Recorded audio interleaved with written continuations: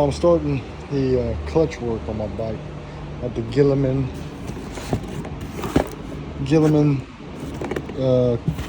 primary and secondary clutches, or primary clutch kit, and then I have like the secondary spring, all the weights and all that bullshit. And I got them to tune my ECU to the clutches. That way it would, just be 100%. And also they tuned it to where it won't be that idle bullshit that it always does.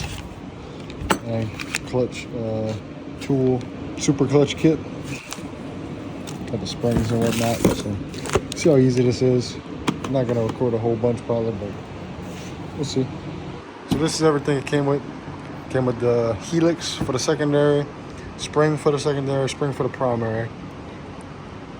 This is the primary, this is the secondary.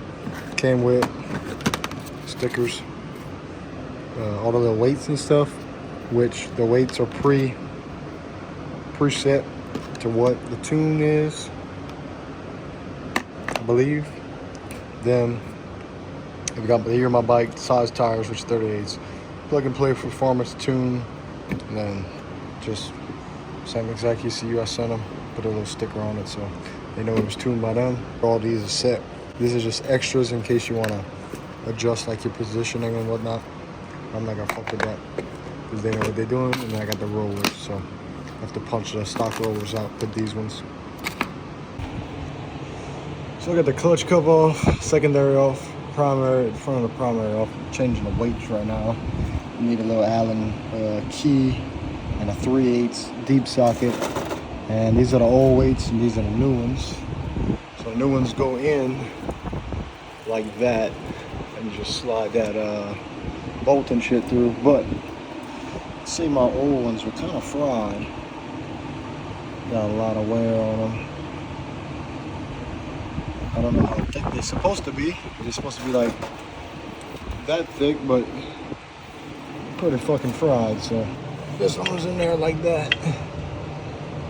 And you just gotta reuse the same little bolt and nut. You're supposed to torque it, but I'm having trouble torquing it. I feel like I'm gonna strip it out, so I'm gonna just tighten it with that. And I'll probably try to go back maybe again, but we'll see. So I got the primary all back together with this new stuff, torqued all that bullshit down. T25's here. I got the little tool with it, so I didn't have to go buy no thread rod or all thread shit. They just offer it to you. So 4 T25s. You say to take it off and then slowly back off these nuts. You can pop that out and put the new spring in it. And then while I'm at it, I'm gonna change the rollers because I got the new rollers with it, so I'm gonna do that. So you got two pins there and there for these little rollers if you gotta punch out the rollers. I got a punch set, and these are the old rollers, kind of worn down, kind of lopsided.